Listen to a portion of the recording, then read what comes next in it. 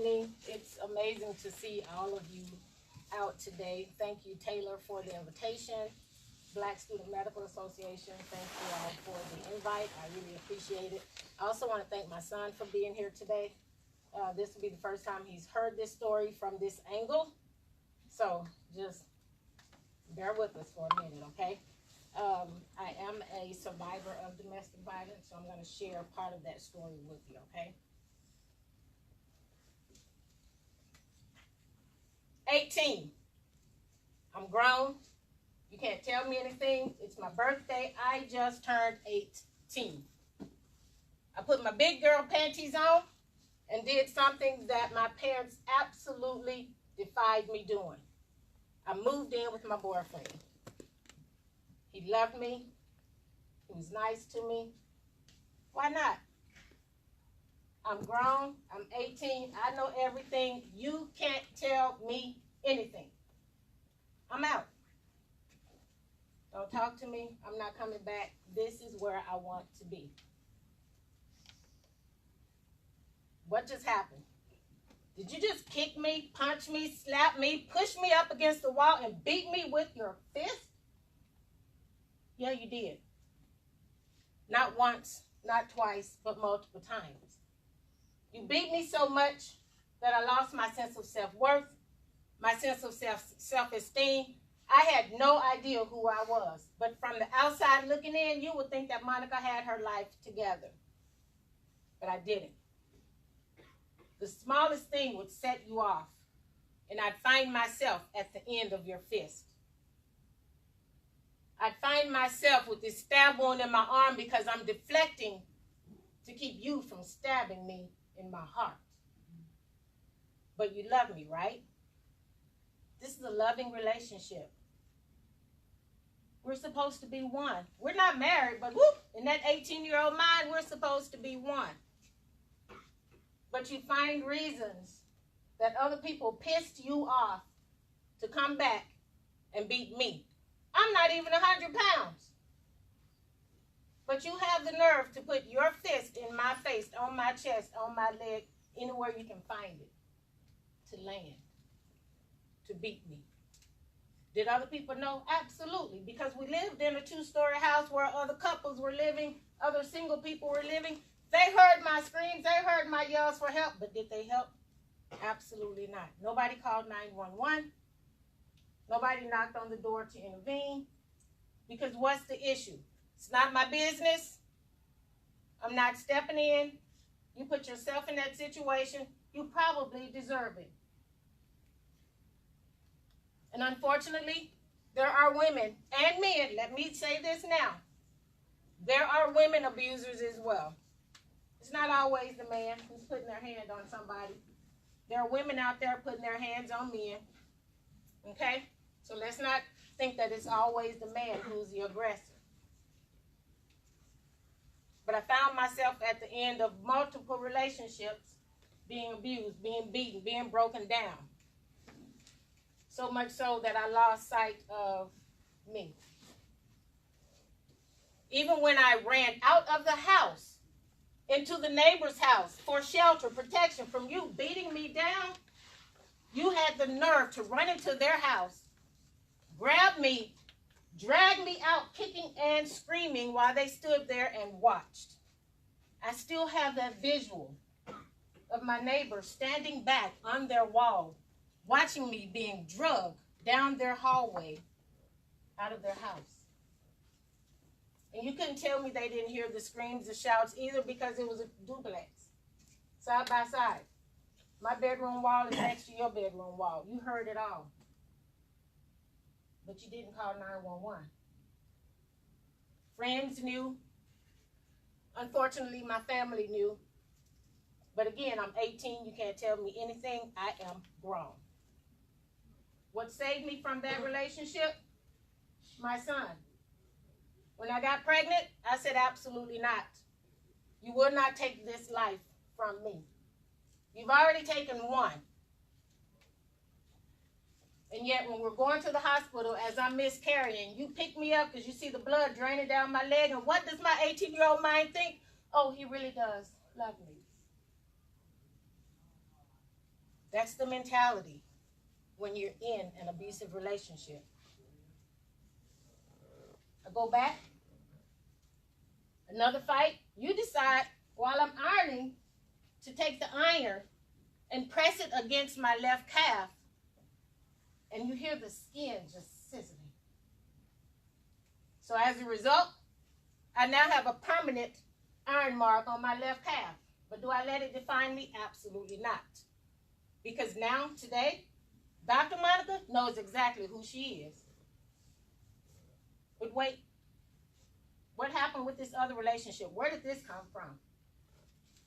You want to choke me until I absolutely saw light. And guys, I swear to you, if he had not taken his hands off of me when he did, I would not be here today. The man was choking the life out of me. I'm not 18 anymore. I'm probably 20. Choking me so until I literally saw white light.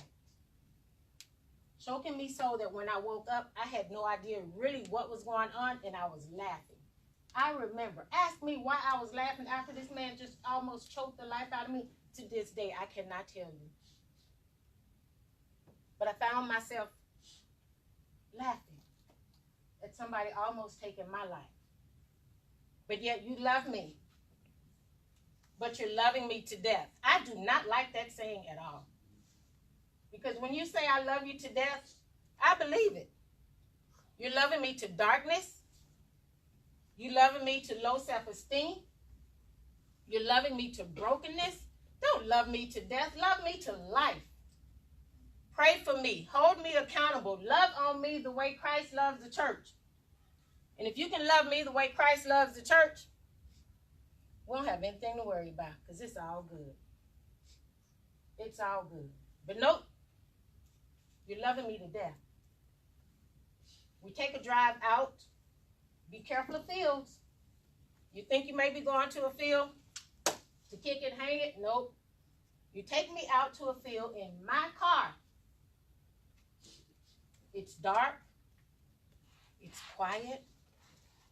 It's peaceful.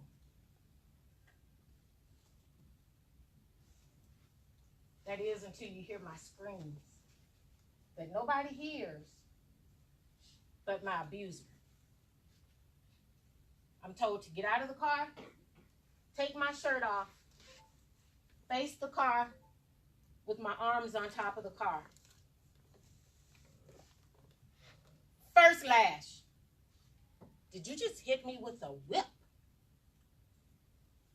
Initially, I was thinking a whip like they keep the cattle in line with. But then, as I was preparing for today, I thought about it. Had never thought about this before. It was a whip as the ones that they keep the slaves in line with. You ever been beaten with a whip?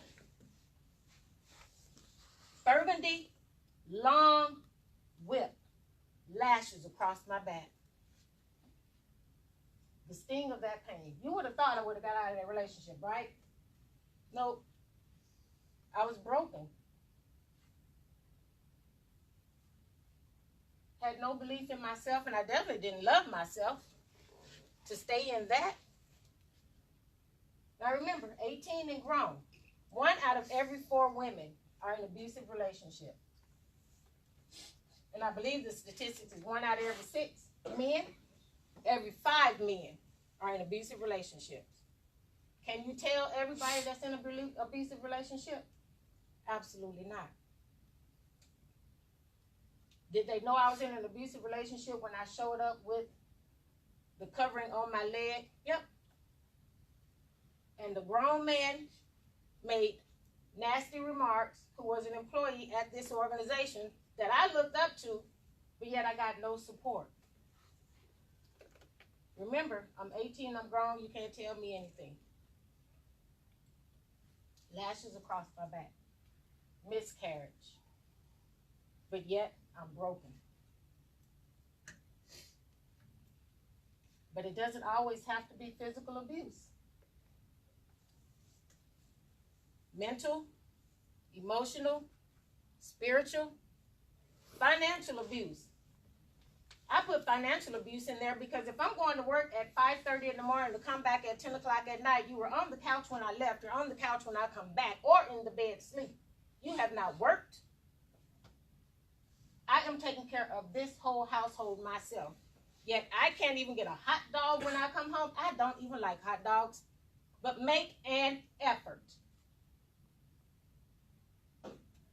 So it's not always physical abuse. You can be loved to death by the words people say to you. I always say the B word. Don't use that B word. Find another B word. Beautiful. Blissipin. I like that word. It's bliss and discipline together. Find another word to call your friends. Another form of abuse. Be careful of how we use our words.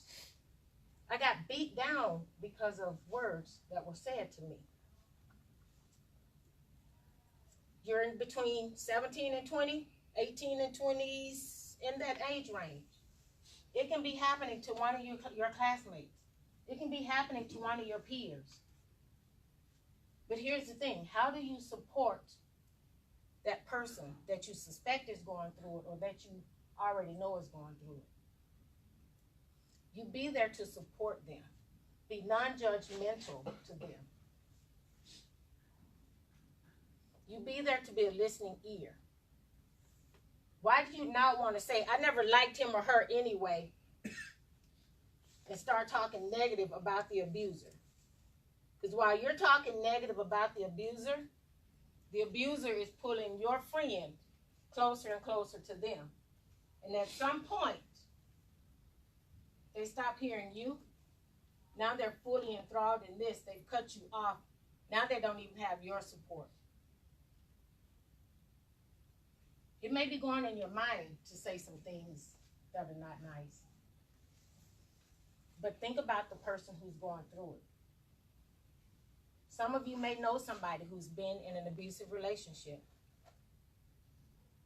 Some of you, your parents may have been in abusive relationships, or your aunt, your cousin, your friends.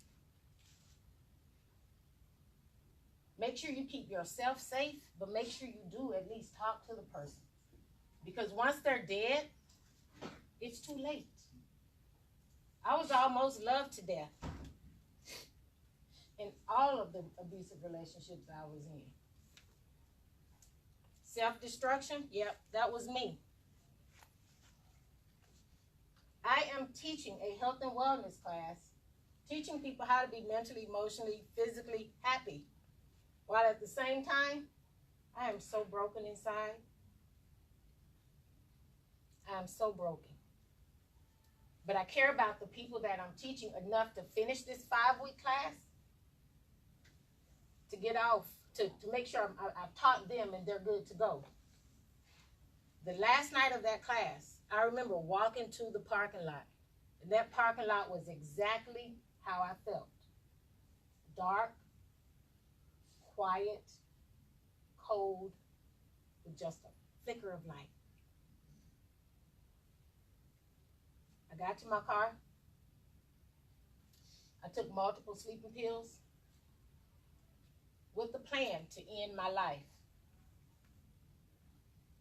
I did not think about, you would think that as a nurse, I think about safety and well-being all the time.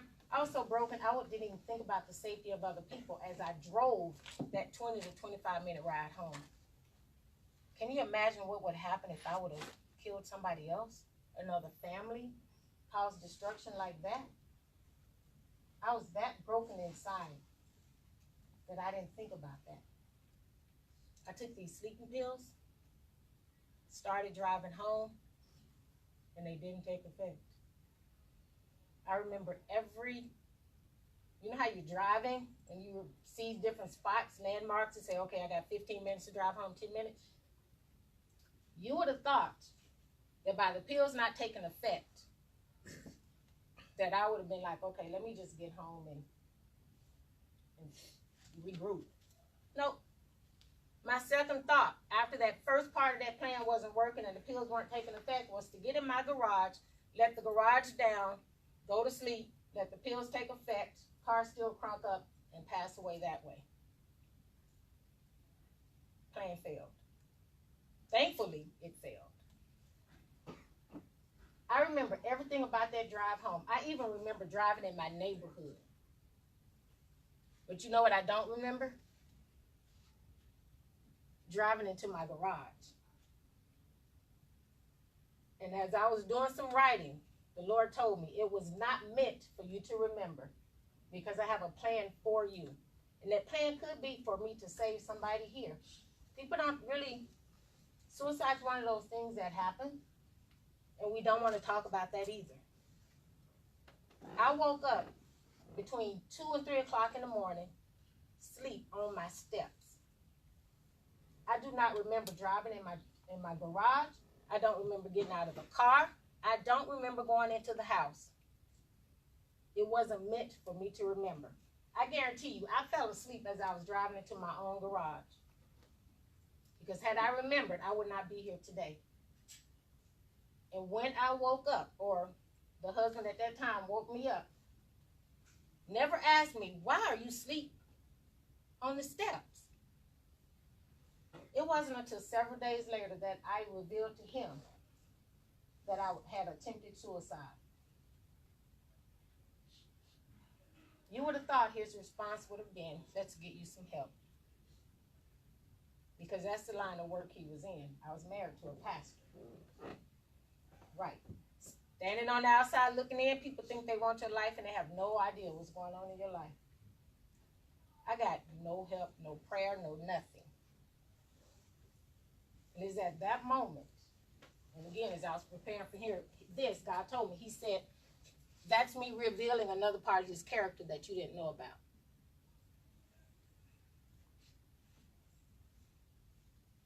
I got no help. And why is it that counseling is something that we see as taboo? It's not. Counseling is beneficial. I'm sure you all have counselors here on your campus. If you need somebody to talk to, if you get to that point where you are ready to give up, and I know we're supposed to be talking about intimate partner violence and those things, but this goes right along with it. If at any point you are at a point where you're ready to give up, don't give up. There's so much life when you finish with college.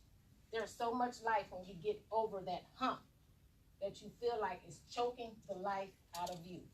And it could be anything. It doesn't have to be a domestic violence relationship. It can be anything.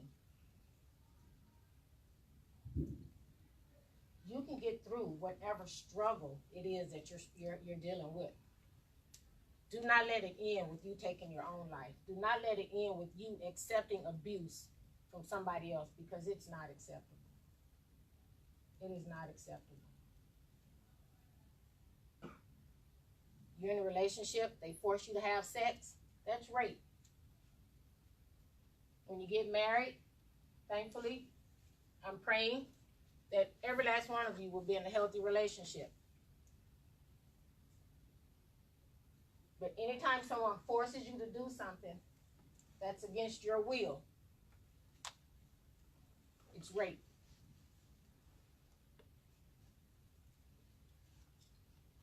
But as you can see, I survived. I'm divorced. I'm single. I'm happy. I'm okay. And this is what I love doing. Sharing my story so that others can see that, one, it's not okay. 2, you can survive. And 3, there's power in healing. When we do Q&A, I'll discuss more about how it looks to get out and the steps you need to take to get out. Safety. When the victim decides to leave, that's a dangerous point. Murder-suicides. Has anybody not heard of any murder-suicides going on between 2 people? Okay? A lot of times, it's a dangerous time to get out. But it's doable. Okay? I want you to love yourself to life. I really do. I want you to love yourself so much that no matter what people say to you that's negative, you know that that's not you. You have power. You have strength. You have what it takes to succeed. You have what it takes to make an impact on this world that this world has not ever seen before. You're already doing it. You're here on, today's Wednesday. You're here on a Wednesday night. Packed room. To hear us talk about this topic. You can do it. You can survive.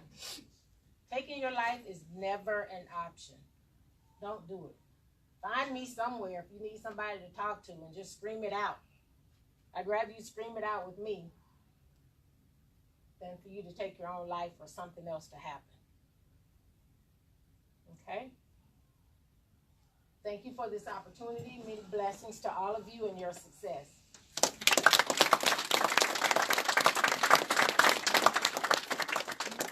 Thank you, Dr. Deborah, for sharing your story and for